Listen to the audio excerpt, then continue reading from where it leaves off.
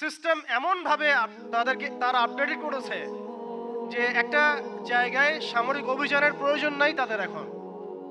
AI technology দিয়ে তারা ঘরে বসে কিবোর্ডের ক্লিকের মধ্য দিয়ে আমাকে এখানে শুট করতে পারে এখন, রাইট নাও আমরা কিছু করতে পারবো না, এবং আমাদের কোনো প্রতিরক্ষা ব্যবস্থা নাই। আপনি কোথায় বসে আছেন ওইখানে আপনাকে শুট করা সম্ভব। প্রযুক্তি এমন জায়গায় নিয়ে গেছে তারা। আপনি মুসলিম কান্ট্রিগুলোর অবস্থা দেখেন। আমরা বাংলার জমিনে দিন কায়েমের কথা বলছি, বাংলার জমিনের ল্যাকিংসগুলো আপনি ফাইন্ড আউট করেন। আমাদের কি আকাশ নিরাপদ? সমুদ্র কি নিরাপদ? আমাদের কি মিসাইল আছে? ক্ষেপণাস্ত্র ব্যবস্থা আছে? আকাশ প্রতিরক্ষা ব্যবস্থা আছে? আমাদের কি এরকম প্রযুক্তি আছে? বাণিজ্যে ওদের দ্বারস্থ হতে হচ্ছে, ব্যবসায় হতে হচ্ছে, ফাইন্যান্সে হতে হচ্ছে। এমনকি আমাদের যে একটা সম্পদ ছিল পকেটে রাখা যেত, গোল্ড কয়েন এবং সিলভার দিরহাম, ওইটা পর্যন্ত তারা অ্যাবলিশ করে দিল, দিয়ে আমাকে ডিজিট ধরাই দিল, দিয়ে আমাদের টাকাগুলো সিজ করে ফেললো। এবং এগুলো যদি মুহূর্তের মধ্যে কলাপস করে যায় আপনি কিছু করতেও পারবেন না, বিকজ এগুলোর নিয়ন্ত্রণ আপনার হাতে নাই। ইভেন একটা রাষ্ট্রের সেন্ট্রাল ব্যাংকের হাতেও নাই। শুধু তাই না, আমাদের ইসলামিক কারেন্সি তো বিলুপ্ত করলোই, উল্টা আপনাকে সুদ ধরাই দিল। সুদের লেনদেন কারবার, সুদভিত্তিক অর্থ ব্যবস্থা, কোন ডিপার্টমেন্টটা বাদ দিল তারা? পলিটিক্স থেকে নিয়ে সোশ্যাল, ইকোনমিক, চারিত্রিক, আমাদের মা বোনরা, আমাদের শিশুরা, কোনো ডিপার্টমেন্ট বাদ দেয় নাই। এর উপরে আরও আছে। এর উপরে তারা আমাদেরকে আবার মিডিয়া দিয়ে নিয়ন্ত্রণ করা শুরু করলো। আমার এখনো মনে আছে যেদিন আমাকে ঘুম থেকে ছেড়ে দেওয়া হয়, আজকে খোলামেলা বলছে এগুলো, আস্তে আস্তে সবই বলে দিব ইনশাল্লাহ। যেদিন আমাকে ছাড়া হয়েছে ওই দিন আমাকে বলা হয়েছিল যে আমি যদি ঘুমিয়েও থাকি তবু আমাকে ঘুমের মধ্যেও মনিটর করার জন্য মানুষ থাকবে। রাস্তাঘাটে যাওয়া তো বহুত দূরের কথা, বয়ান দেওয়া তো বহুত দূরের কথা, মাহফিল করা তো বহুত দূরের কথা, দাওয়াতের কাজ করা বহুত দূরের কথা, মিম্বরে দাঁড়ানো বহুত দূরের কথা। তুমি আমাদের চোখের মধ্যে থাকবা যখন তুমি ঘুমের মধ্যে থাকবা। এটা আমরা তখন শিখেছি যে মানুষের প্রাইভেট লাইফ বলতে কিছু বাকি রাখে নাই তারা। আপনি ফোন নিয়ে যা করতেছেন এভরিথিং তারা মনিটর করতে পারে, এভরিথিং। কাকে মেসেজ করতেছেন? অনেক ভাই তখন আমার সাথে দেখা করতে আসলে আমরা ইগনোর করতাম তার ভালোর জন্যই, বিকজ সে বিপদে পড়বে আমার সাথে দেখা করতে আসলে। এবং আপনি যেটা বলবেন সে বলার জায়গাটা আপনাকে দেওয়া হয় নাই, রাখা হয় নাই, আপনি ট্রিগারের সামনে আছেন। তো আল্লাহ পাকের সন্তুষ্টির জন্য কথা শুনেছি, অনেক সহ্য করেছি, মেনে নিয়েছি, গালি মন্দও খেয়েছি। আর এটাকে সুন্দর করে নাটক সাজানো হয়েছিল যে পারিবারিক কলহের কারণে আত্মগোপনে চলে গেছে। তো পারিবারিক কলহের কারণে আত্মগোপনে আমার সাথে আরো 4 জন কিভাবে গেল? আমার গাড়িও বা কিভাবে গেল? আর বাংলাদেশের গোয়েন্দা সংস্থার হেডকোয়ার্টারে আমার লাস্ট লোকেশন কিভাবে পাওয়া যায়? ম্যাপ কিভাবে ট্রেস হয়? মিডিয়া দিয়ে মানুষকে খাওয়ানো। এই কথাটা বলতে কি এখানে আসছি যে শুধুমাত্র টেকনোলজিক্যাল নিয়ন্ত্রণ ওদের কাছে আছে এমন না, ইভেন মিডিয়া দিয়ে তারা দিনকে রাত বানাইছে, রাতকে দিন বানাইছে, এখনো বানাচ্ছে রাইট নাও। এখন আপনারা এই মিডিয়াদেরকে খুব মাথায় তুলতেছেন। এখন কয়দিন আগে তারা ফ্যাসিস্টের পক্ষে ছিল, আজকে মনে করছেন সে আপনার দলে চলে আসছে। তাদের কোনো ধর্ম থাকে না, মিডিয়ার কোনো ধর্ম থাকে না, যেদিকে ফ্লো সেদিকে তারা যাবে। এবং যদি দেখেন আমরা এই গুটি কয়েক মানুষ কালকে বাংলাদেশে শরিয়া কায়েম করে ফেলতে পারি ইনশাআল্লাহ তাআলা। আজকে যদি দেখে এইসব ওয়ার্ডগুলো এই সিস্টেমের এগেনস্টে যাচ্ছে, তখন আমাদেরকে তারা ট্রেস করবে, তারা উগ্র, তারা মৌলবাদী, তারা জঙ্গিবাদী কর্মকাণ্ড করতেছে, নাউযুবিল্লাহি মিন যালিক। ঠিক আছে, কিন্তু যদি দেখা যায় কালকে তারাই আবার বিজয়ী হয়ে গেছে, তখন তাদেরকে আবার তারা হাইলাইট করবে এবং তাদের পেজগুলো, নিউজ কভারেজগুলো ভরে যাবে। অতএব মূল জায়গায় থাকেন, তাদেরকে দিয়ে কিছু যায় আসে না। ইসলামের আহলুন নিফাকদেরকে দিয়ে কিছু যায় আসে না। আমি একটা পয়েন্ট টাচ করতে গিয়ে জায়গায় এসেছি যে দেখেন আমাদের ওই উম্মার ওই গৌরবান্বিত সময়টাকে স্মরণ করেন, আমরা কোথায় ছিলাম এবং এখন কোথায় আছি। মাঝখানের এই রাস্তাটাতে ওরা আমাদেরকে কিভাবে ডমিনেট করলো, কোন কোন জায়গায় তারা আমাদেরকে মারলো। তারা কিন্তু আমাদেরকে ভাতে মারলো, অর্থনীতির মধ্যে মারলো, রাজনীতির মধ্যে মারলো, সংস্কৃতির মধ্যে মারলো, তরুণ প্রজন্মের মধ্যে মারলো, তারা আমাদেরকে কিন্তু বেপরদামি দিয়ে মারলো, পর্নোগ্রাফি দিয়ে মারলো, মিডিয়া দিয়ে মারলো, প্রযুক্তি দিয়ে মারলো। প্রযুক্তির কথাটা না বললেই না। সিস্টেম এমনভাবে তারা আপডেটেড করেছে যে একটা জায়গায় সামরিক অভিযানের প্রয়োজন নাই তাদের। এখন এআই টেকনোলজি দিয়ে তারা ঘরে বসে কিবোর্ডের ক্লিকের মধ্য দিয়ে আমাকে এখানে শুট করতে পারে এখন, রাইট নাও। আমরা কিছু করতে পারবো না এবং আমাদের কোনো প্রতিরক্ষা ব্যবস্থা নাই। আপনি কোথায় বসে আছেন ওইখানে আপনাকে শুট করা সম্ভব। প্রযুক্তি এমন জায়গায় নিয়ে গেছে তারা। আপনি মুসলিম কান্ট্রিগুলোর অবস্থা দেখেন। আমরা বাংলার জমিনে দিন কায়েমে কথা বলছি, বাংলার জমিনের ল্যাকিংসগুলো আপনি ফাইন্ড আউট করেন। আমাদের কি আকাশ নিরাপদ? সমুদ্র কি নিরাপদ? আমাদের কি মিসাইল আছে, ক্ষেপণাস্ত্র ব্যবস্থা আছে, আকাশ প্রতিরক্ষা ব্যবস্থা আছে? আমাদের কি এরকম প্রযুক্তি আছে? আমাদের কি ইমানদার এমন মিলিটারি বাহিনী আছে কিনা? অনেক বিষয় আছে যেগুলো নিয়ে আমাদেরকে ভাবতে হবে। নাই, এটা হতাশার কোনো কারণ না। এবং আমাদের সব কিছুই লাগবে, জরুরিও না, এটাও মাথা দিচ্ছি। নাই, অনেক কিছুই নাই, এটা হতাশার কোনো ব্যাপার না। এবং অনেক কিছু যে নাই, এটা আমাদের ভীরুতারও কোনো সুযোগ এখানে রাখার দরকার নাই, ঠিক আছে। যতটা সম্ভব আমরা অর্জন করার চেষ্টা করবো ইনশাল্লাহ। কিন্তু যদি নাও হয় 100%, তবু আমাদের ভয় পাওয়ার কোনো কারণ নাই। কারণ আমাদের সাহায্য আসবে আল্লাহর পক্ষ থেকে, আল্লাহর পক্ষ থেকে ইনশাআল্লাহ। এবং আপনারা এই আয়াতটা জানেন যে কাম মিন ফিআতিন কলিলাতিন গালাবাত ফিআতান কাসীরাতান বিইذنিল্লাহ। কত ক্ষুদ্র ক্ষুদ্র দল এই পৃথিবী থেকে চলে গেছে, যারা বড় বড় দলের উপর বিজয় লাভ করেছিল আল্লাহর সাহায্য নিয়ে। অতএব এটা আমি বলছি যাতে আমরা একটা যুগের সাথে তাল মেলাতে পারি, অন্তত পক্ষে কিছু প্রস্তুতি আমাদের থাকা তো দরকার। ব্যাপারটা তো এমন নয় যে আমরা গেলাম, জায়নামাজে দাঁড়ালাম, দোয়া করলাম, যুদ্ধে জয়লাভ করলাম। এভাবে কিন্তু যুদ্ধ জয় হয় নাই। আপনারা বদরের যুদ্ধের ইতিহাস যদি পড়েন দেখবেন, নবী সাল্লাল্লাহু আলাইহি ওয়াসাল্লাম আগের রাত্রে গিয়েছেন, বৃষ্টি হয়েছে, জায়গা দখল করা হয়েছে, আমরা কূপ দখল করেছি যাতে পানি আমাদের কাছে থাকে, সৈন্য বিন্যাস করা হয়েছে, যতটা ট্যাকটিক নেওয়ার প্রয়োজন সব আমরা নিয়েছি। তারপরে দোয়া, সুবহানাল্লাহ, দোয়া হতে হতে হতে হতে কাঁধ থেকে চাদর পড়ে যাচ্ছে। আবু বকর রাদিয়াল্লাহু আনহু এসে বলছেন যে ইয়া রাসূলুল্লাহ, যথেষ্ট হয়েছে, আপনি থামেন, আল্লাহ আপনার সাথে আছেন, আল্লাহ আপনার দোয়া ফেলবেন না ইনশাআল্লাহ। এরপরে দেখলেন 313 নিয়ে আমরা ওদেরকে হারালাম। সবকিছুর প্রয়োজন আছে। তো আমাদের অবস্থাটা এখন এমন একটা জায়গায় আছে যে ওই খিলাফা যাওয়ার পর থেকে উম্মাহ আজকে এই জায়গায় চলে আসছে। এটা একদিনে হয় নাই, 100 বছর লাগছে। যে পথে সম্ভব বা পসিবল উম্মার পুনর্গঠন। উম্মাহ বলতে আমরা কি বুঝি? আল্লাহ রাব্বুল আলামিন ইব্রাহিম আলাইহিস সালামকে একাই একজন উম্মাহ বলেছেন, কিন্তু আমরা নবী মুহাম্মদ সাল্লাল্লাহু আলাইহি ওয়াসাল্লামের উম্মাহ। তো আমাদের ক্ষেত্রে উম্মার ডেফিনেশনটা কি আসলে?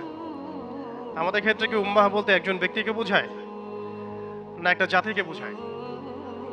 আল্লাহ পাক কিন্তু কোরআনে বলেছেন, ইন্না ইব্রাহিমা কানা উম্মাতান ওয়াহিদা। ইব্রাহিম আলাইহিস সালাম একাই একটা উম্মাহ ছিলেন। এটা আমরা সিরাতের আদলে দেখি যে নবী মুহাম্মদ সাল্লাল্লাহু আলাইহি ওয়াসাল্লাম, সাহাবায়ে কেরাম রাদিয়াল্লাহু আনহুম আজমাইন, তারা সকলে একসাথে মিলে একটা জাতি গঠন করেছিলেন, যে জাতিটা আস্তে আস্তে পুরো বিশ্বকে নেতৃত্ব দিয়েছে এবং সেই মক্কা থেকে শুরু করে মদিনা হয়ে পুনরায় মক্কা বিজয়ের মধ্য দিয়ে পরবর্তী প্রায় 1200 থেকে 1250 বছর এই উম্মাহ বিশ্ব শাসন করেছে। আমাদের উম্মার ডেফিনেশনটা ব্যক্তিকেন্দ্রিক নয়। আমাদের আখেরি নবী মুহাম্মদ সাল্লাল্লাহু আলাইহি ওয়াসাল্লামের উম্মার ডেফিনেশনটা অনেক ব্যাপক। পুরো মুসলিম উম্মার, নাকি শুধু বাংলাদেশের, নাকি বাংলাদেশ সহ ভারতীয় উপমহাদেশের, নাকি মধ্যপ্রাচ্যের, না পুরো বিশ্বের? এখানে উম্মা কনসেপ্টটা অনেক অনেক ডিপ, অনেক ব্যাপক, অনেক গভীর। আর সত্যি কথা বলতে পুরো উম্মার ইসলাহ, পুরো উম্মার সংশোধন এখন ব্যক্তির উপর এককভাবে ফলাফলযোগ্য নয়। এটা পুরো উম্মা কেন্দ্রিক যেহেতু ফিকির, অতএব উম্মার প্রত্যেকটা জায়গার মানুষদেরকেই এই ফিকিরটা করতে হবে। আমরা যে দৃষ্টিকোণ থেকে কথাটা বলছি সেটা হচ্ছে আমাদের অঞ্চলে উম্মতে মুহাম্মাদির পুনর্গঠনটা কিভাবে সম্ভব। আমি বা আমরা দায়িত্ব নিয়েছি পুরো বিশ্বের উম্মার হালত পরিবর্তন করার, এটা আমাদের উপরে যোগ্যতার চেয়ে বেশি দাবি হয়ে যাবে। এটা আমাদের পক্ষে সম্ভব না। এই পুরো বিশ্বের উম্মার ইসলাহ, সংশোধন, পুনরুদ্ধার, পুনর্গঠন, এটা আমাদের পক্ষে মনে হয় না সম্ভব। আমাদের পক্ষে কতটুকু সম্ভব? আমরা উম্মার যে অংশ বিলং করি সেই অংশে উম্মার পুনর্গঠন কিভাবে সম্ভব? উম্মা অনেক ব্যাপক একটা শব্দ, অনেক গভীর একটা শব্দ। উম্মার মধ্যে দুটো ভাগ আছে, একটা হচ্ছে উম্মাহ দাওয়া এবং উম্মাহ ইজাবা। দাওয়া অর্থাৎ নবী সাল্লাল্লাহু আলাইহি ওয়াসাল্লাম সবাইকে দাওয়াত দিয়েছেন। এর মধ্যে কাফের, মুশরিক, মুনাফিকরাও উম্মার অন্তর্ভুক্ত। আব্দুল্লাহ বিন উবাই এবং তার অনুসারীরা কি উম্মার অন্তর্ভুক্ত নয়? তারা দাওয়ার অন্তর্ভুক্ত, বাট ইজাবার অন্তর্ভুক্ত নয়। ইজাবা কারা? যারা মুহাম্মদ সাল্লাল্লাহু আলাইহি ওয়াসাল্লাম যে দাওয়াতটা দিয়েছেন, আমরা দরুদ পড়ব সাল্লাল্লাহু আলাইহি ওয়াসাল্লাম, সেই দাওয়াতটা যারা কবুল করেছেন তারা উম্মতে ইজাবা। এর মধ্যে আমরা পড়ছি। এখন উম্মতে ইজাবার সংখ্যা আমাদের এখানে কোটি কোটি কোটি কোটি সারা বিশ্বে। এখন এমন একটা অবস্থা আমরা এসেছি যে পুনর্গঠনের প্রশ্ন উঠছে। তাহলে আমরা একটু খেয়াল করি যে উম্মার পুনর্গঠনটার প্রশ্নটা কেন উঠছে। এক নম্বর কথা, উম্মা কি এটা তো আমরা বুঝতে পারলাম, এবং উম্মার আমরা কোন অংশ এটাও বুঝতে পারলাম।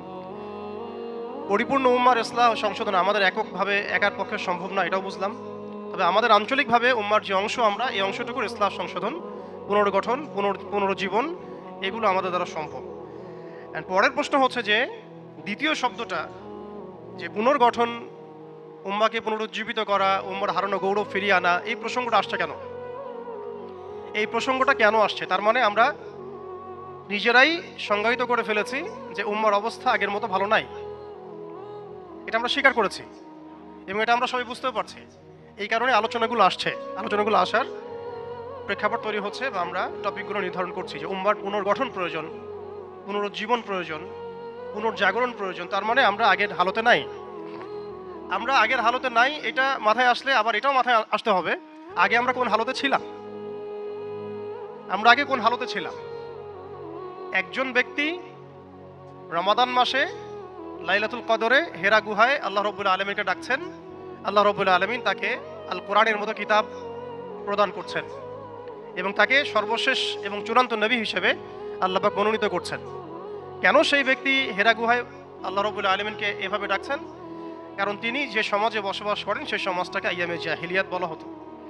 সেই সমাজের মধ্যে শিরক ছিল, সুদ ছিল, রিবা, মাদক, নারীর অবমাননা, গোত্রীয় হানাহানি, এরকম জাহালাতে পূর্ণ একটা সমাজে তিনি আল্লাহ পাককে ডাকছিলেন।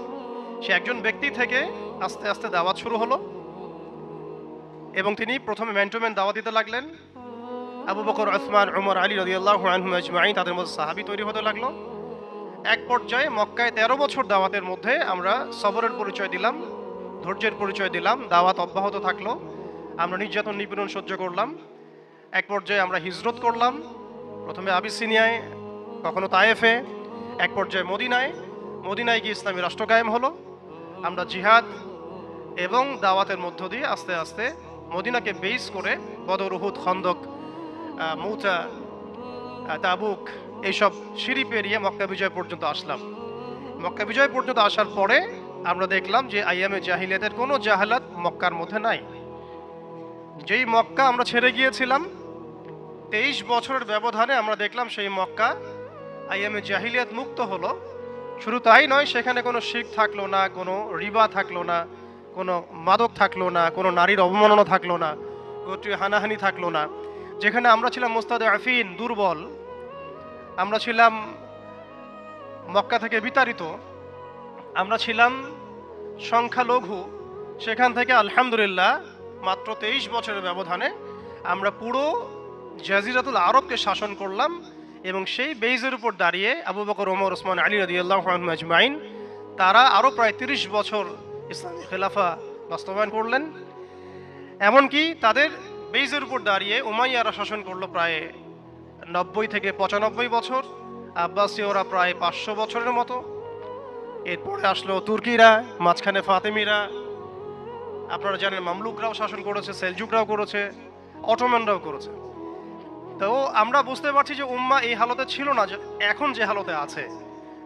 এই ছোট্ট কথা থেকে আমরা বুঝতে পারলাম যে উম্মাহ এক সময় বিজয়ী ছিল সব দিক থেকে, শুধু ব্যক্তিগতভাবে নয়, আধ্যাত্মিকভাবে নয়, শুধুমাত্র তাস্কিয়াগত দিক থেকে নয়, শুধুমাত্র সামাজিকভাবে নয়, বরং রাজনৈতিকভাবেও। অর্থাৎ উম্মার পুনর্গঠন, পুনর্জীবন, এই যে কথাগুলো আসে, এগুলো বেসিক্যালি আমরা রাজনৈতিক টার্মিনোলজি থেকে ডিল করছি আর কি। আমাদের উম্মার অবস্থা সবসময় এই বিশ্বকে নেতৃত্ব প্রদানকারী অবস্থায় ছিল, যেখান থেকে আমরা এখন সরে আসছি বলে আমাদেরকে এই টপিক নির্ধারণ করতে হচ্ছে যে কিভাবে আমরা এর পুনর্গঠন করব, পুনরুজ্জীবন করব। এতটুকু আমাদের কাছে ক্লিয়ার যে আমরা এক সময় বিশ্বকে শাসন করেছি, বিশ্বকে নেতৃত্ব দিয়েছি। ব্যক্তি জীবন থেকে শুরু করে রাজনৈতিক জীবন পর্যন্ত আমরা আল্লাহ রাব্বুল আলামিন এবং তার রাসূলের প্রত্যেকটা বিধান মেনে চলেছিলাম বা মানার চেষ্টা করেছিলাম। আল্লাহ পাক আমাদেরকে সম্মানিত করেছিলেন। পৃথিবীর কোনো পরাশক্তি আমাদের সামনে টিকতে পারতো না। পৃথিবীর কোনো পরাশক্তি আমাদের সামনে টিকতে পারে নাই, না রোমানরা, না পার্সিয়ানরা, না এদিকের মাজুসিরা, আর না এই সাবকন্টিনেন্টের পৌত্তলিকরা। কেউই আমাদের সামনে দাঁড়াতে পারে নাই। তার মানে আমরা কয়েকটা দিক থেকে উম্মার বিজয়ে এই সময়টা পেরিয়ে এসেছি। একটা হচ্ছে আধ্যাত্মিক দিক। উম্মাহ এক সময় আধ্যাত্মিকভাবে এমন আলোকিত ছিল যে তাদের ঈমানের সামনে কোনো কুফর টিকতে পারতো না। তারা পারিবারিকভাবে আলোকিত ছিল, তারা জ্ঞানতাত্ত্বিকভাবে আলোকিত ছিল, তারা তাসাউফের দিক থেকে আলোকিত ছিল, তারা অর্থনৈতিক দিক থেকে অনেক শক্তিশালী ছিল, সামরিক দিক থেকে তারা অনেক শক্তিশালী ছিল।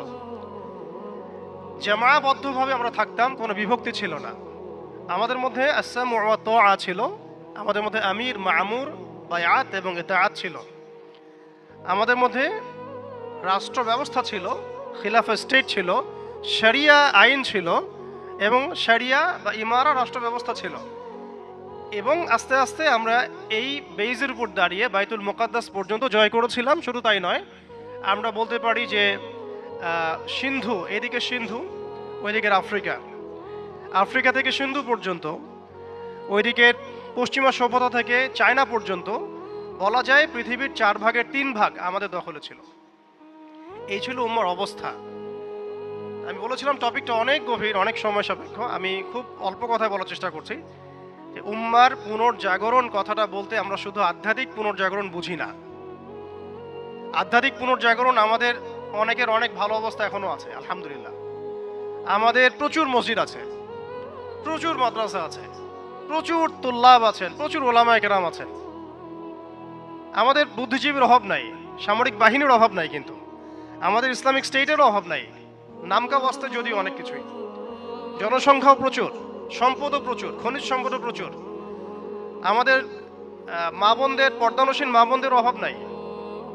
তাহলে আমরা কোন জায়গা থেকে পুনর্জাগরণের কথাটা বলছি? আসলে আমরা পুনর্জাগরণের কথাটা বলছি সামগ্রিক অর্থে, স্পেশালি রাজনৈতিক অর্থে। সামগ্রিকভাবে কিন্তু স্পেশালি রাজনৈতিকভাবে। এখন আসেন যে কিভাবে সম্ভব এই হারানো ঐতিহ্য, গৌরব ফিরিয়ে আনা।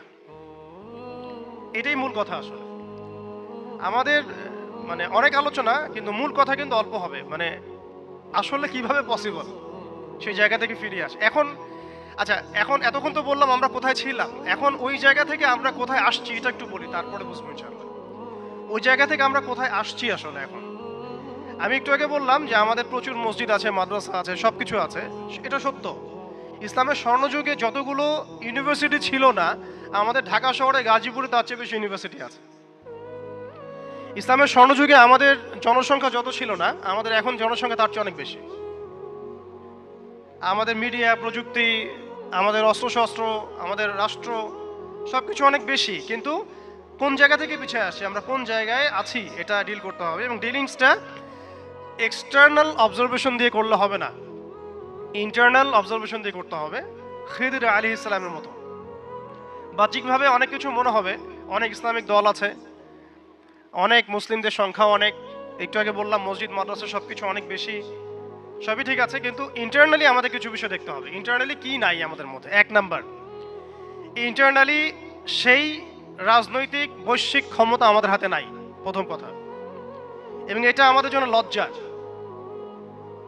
একটা সময় ছিল যখন আমরা এগুলো সব হাসিল করেছিলাম, প্রথমে তারা আমাদের কাছ থেকে যেটা কেড়ে নিয়েছে তা হচ্ছে রাজনৈতিক ক্ষমতা। তারা আমাদের কাছ থেকে প্রথমে ব্যক্তি জীবনে ধর্মের স্বাধীনতায় হস্তক্ষেপ কেউ করেনি। কুফাররা, কাফের, ফাসেক, মুশরিক, মুনাফিক এদের যে ঐক্য জোট ছিল, তারা প্রথমে আঘাত করেছিল আমাদের খিলাফায়। তারা প্রথমে আমাদের ব্যক্তি জীবনে এসে আঘাত করেন, নামাজ পড়তে পারবা না, পর্দা করতে পারবা না, গরুর গোশত নিয়ে হাঁটতে পারবা না, দেখলেই পিটায় মেরে ফেলবো। এই জায়গায় তার আগে আঘাত করেনি আমাদেরকে। তারা আমাদেরকে সবার আগে আঘাত করেছে রাজনৈতিক জায়গায়। আমাদের খেলাফা কনসেপ্ট তারা ভেঙে দিয়েছে। এরপরে সেই খেলাফা কনসেপ্টটাকে দূর করে দিয়ে তারা 50 থেকে 57টার মতো ক্ষুদ্র ক্ষুদ্র রাষ্ট্রে আমাদেরকে বিভক্ত করে দিয়েছে। এরপরে শুধু তাই নয়, এটা তো গেল বিভক্তি কাঁটাতারের বেড়ার, যেটাকে আমরা নাম দিয়েছি জাতীয়তাবাদ। তারা প্রথমে আমাদের মাদ্রাসাগুলো বন্ধ করে নাই। তারা ওয়াকফ বিল দিয়ে এইভাবে আমাদের মাদ্রাসা, আমাদের মসজিদ, ভূমিগুলোকে দখল করে নাই। তারা প্রথমে আমাদের রাজনৈতিক ক্ষমতাটাকে কেড়ে নিয়েছে, খিলাফা কনসেপ্টটাকে ডিস্ট্রয় করেছে। এরপরে 57টার মতো টুকরা টুকরা রাষ্ট্রে আমাদেরকে ভাগ করেছে। এরপরের অবস্থা আরও ডেঞ্জারাস। ওই রাষ্ট্রগুলোর মধ্যে তারা তাদের তাবেদার মোনাফেক শাসক বসাইছে। তাদের ধাপগুলো বুঝেন, কোন জায়গা থেকে আমরা কোন জায়গায় আসছি। তারপরে আমি অল্প কথা শেষ করব যে সলিউশন হতে পারে কি কি, যদিও সেগুলোর বেশিরভাগই তাত্ত্বিক, প্র্যাকটিক্যাল খুব কমই হবে। আর প্র্যাকটিক্যাল কেন কম হবে? আমাদের কারণেই হবে। কারণ আমরা অনেক কিছু বুঝি কিন্তু কাজ করতে চাই না। আমরা বুঝি অনেক কিছুই, কাজ করতে বলেন কাজের বেলা নাই, বুঝার বেলা আছে। এগুলো আমরা বুঝতে আসি 100 বছর থেকেই। কেউ বুঝেও বুঝি না, কেউ দেখেও দেখি না, শুনেও শুনি না। ওইদিকে পরে আসি, হার্ড লাইনে চলে যাবো আর কি। এখন রাষ্ট্র ভাগ করার পরে আমাদেরকে জাতীয়তাবাদে বিভক্ত করা হয়েছে। এরপরে আরো মারাত্মক যে কাজটা করা হয়েছে সেটা হচ্ছে আমাদেরকে নিরস্ত্রীকরণ করা হয়েছে। আপনি আপনার রাষ্ট্রের অভ্যন্তরে নিজের ইচ্ছায় আপনি বিশ্বের মারণাস্ত্রগুলো তৈরি করতে পারবেন না। তারা আপনাকে আইন করে দিয়েছে, ব্যান করে দিয়েছে। তারা আমাদের রাষ্ট্র ব্যবস্থার মধ্যে মুসলিমদের ইউনাইটেড মুসলিম অর্গানাইজেশনগুলোকে দমন করেছে এবং সেগুলো গঠন করতে আমাদেরকে দেয় নাই। উল্টা তারা সেগুলো করেছে ঠিকই। এরপরে তারা আমাদের রাষ্ট্র ব্যবস্থাগুলোর মধ্যে ওই মোনাফেক শাসকদেরকে বসিয়ে জনগণকে শাসন করিয়েছে, এখনো করে যাচ্ছে।